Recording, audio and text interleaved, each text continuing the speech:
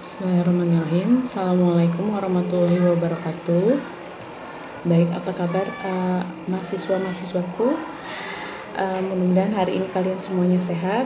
Jadi kita bisa belajar lagi tentang psikologi perkembangan peserta didik. Baik, melanjutkan materi yang telah saya sampaikan sebelumnya ya. Jadi hari ini insya Allah kita akan membahas atau belajar tentang tahapan perkembangan pada masa neonet sampai bayi. Jadi umur 2 minggu sampai 2 tahun ya. Kalau di periodisasi dalam perkembangan sebelumnya juga sudah saya sampaikan ya, periodisasi dalam perkembangan ini. Nah, sebelumnya juga saya mau menyampaikan kenapa sih kita harus belajar tentang bayi gitu, padahal kan nanti di peserta didik kita kalau pas kita udah ngajar tuh kayaknya udah nggak ada bayi ya, mulai dari taman kanak-kanak, SD, SMP, SMA gitu kan. Terus kenapa kita harus belajar tentang perbaian ini gitu.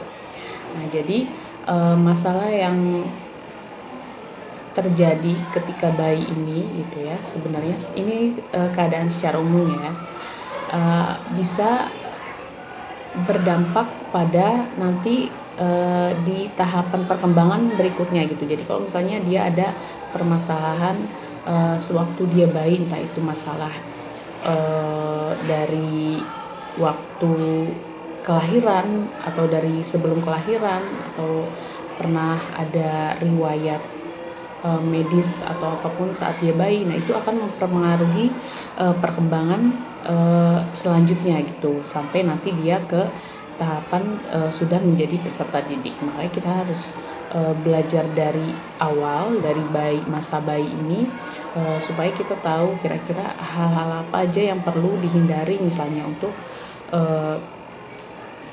mempertahankan perkembangannya tetap berjalan dengan semestinya gitu. Jadi sebelumnya bisa dilihat pada slide ya, bayi ini merupakan periode yang vital gitu. Jadi kondisi psikis dan fisik merupakan fondasi yang kokoh bagi perkembangan dan pertumbuhan selanjutnya gitu. Jadi masa bayi ini adalah fondasi gitu.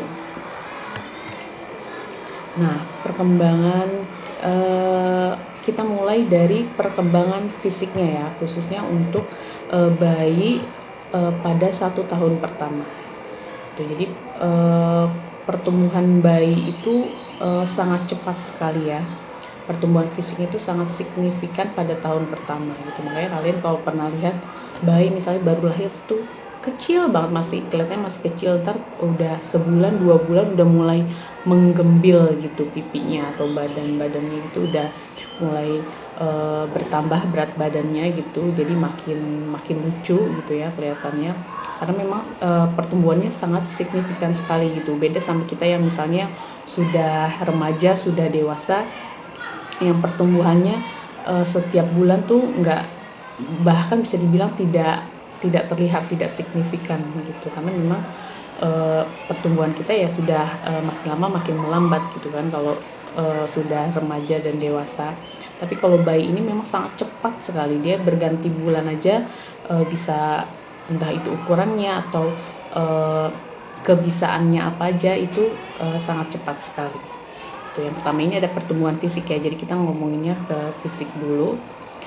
Mulai dari kepala yang ukurannya juga bertambah lebih besar dari waktu dia baru lahir, dan biasanya waktu bayi ini kepala memang bagiannya lebih besar daripada bagian tubuh yang lain gitu. Mungkin kalian sering lihat kalau kayak di kartun-kartun ya, kalau bayi kalau di sosok bayi itu kelihatannya kepalanya lebih besar daripada badannya misalnya. Nah itu memang kenyataannya seperti itu gitu. Tapi kalau yang kita lihat di bayi-bayi kita di dunia nyatanya memang nggak terlalu terlihat, tapi padahal sebenarnya memang kepala itu bagian yang paling besar saat dia masih bayi ya gitu.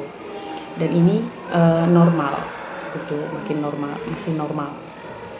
Nah, dalam rentan 12 bulan pertama atau 1 tahun ini didominasi oleh gerakan-gerakan yang terus berkembang, mulai dari merangkak, duduk, berdiri, membungkuk, memanjat, bahkan sampai berjalan. Jadi umumnya periodisasi bayi itu seperti itu gitu. Jadi misalnya 6 bulan dia harus bisa duduk karena dia memang harus makan kan, jadi dia harus normalnya sudah bisa duduk gitu. Tapi kalau misalnya dia di 5 bulan sudah bisa duduk atau baru bisa duduk di umur 7 bulan, itu pun masih termasuk normal gitu, karena red flag-nya kalau misalnya dia 8 bulan belum bisa duduk, baru itu dikatakan tidak normal atau perlu dikonsultasikan ke dokter anak atau ke dokter tumbuh kembang misalnya. Nah, di tahun itu tadi yang 1 tahun pertama. Nah, sedangkan yang di tahun berikutnya pertumbuhan fisik melambat pada tingkah-tingkahnya justru berlangsung lebih cepat gitu. Jadi kalau di 1 tahun pertama itu pertumbuhan fisik yang sangat signifikan, nah di tahun berikutnya itu lebih ke pergerakan atau motorik anak yang lebih cepat gitu. Nah, ini ada beberapa rincian aspek pertumbuhan fisik ya. Yang pertama ada tinggi dan berat badan, yang kedua perkembangan refleks ya. Jadi refleks ini berupa misalnya gerakan tangan atau gerakan kaki gitu ya. 3 ada perkembangan keterampilan motorik. Ada perkembangan motorik ini misalnya dia sudah bisa menggenggamkah, atau dia misalnya bisa melemparkah, atau bisa menggerak-gerakan seperti itu, bisa motorik halus, bisa motorik kasar. Nah, yang keempat ini ada perkembangan sensorik, dan yang kelima ada perkembangan otak. Nah, saya jelaskan satu persatu. Yang pertama ini ada tinggi dan berat badan. Jadi pasca natal atau pasca kelahiran, panjang rata-rata bayi adalah 20 sampai 50 cm.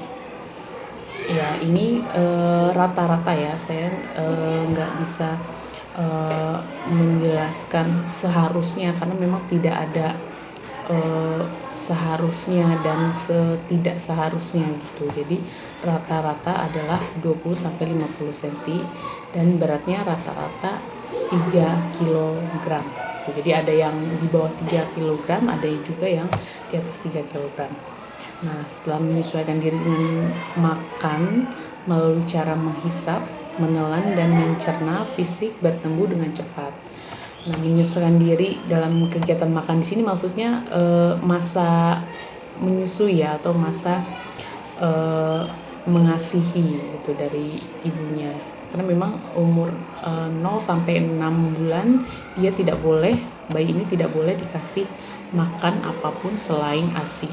Atau misalnya kalau misalnya nggak bisa dikasih ASI, misalnya susu formula misalnya, tapi nggak boleh sama sekali air putih, terus juga kayak pisang atau madu dan sebagainya gitu, itu sebenarnya tidak boleh. Dan itu sudah ada penelitiannya juga, sudah disahkan juga oleh kesehatan dunia, khususnya kesehatan dari dokter anak seluruh dunia gitu, udah disepakati seperti itu gitu. Jadi sebaiknya kita mengikuti itu karena pasti ada hal-hal yang sudah diteliti oleh para ahlinya itu gitu. Nah, di bulan pertama setelah kelahiran berat badan bertambah sekitar 5-6 ons per minggu. Nah, ini juga bisa berbeda-beda ya hasilnya. Terus di usia 4 bulan berat badan bisa naik 2 kali lipat. Pada tahun kedua pertumbuhan bayi mengalami perlambatan.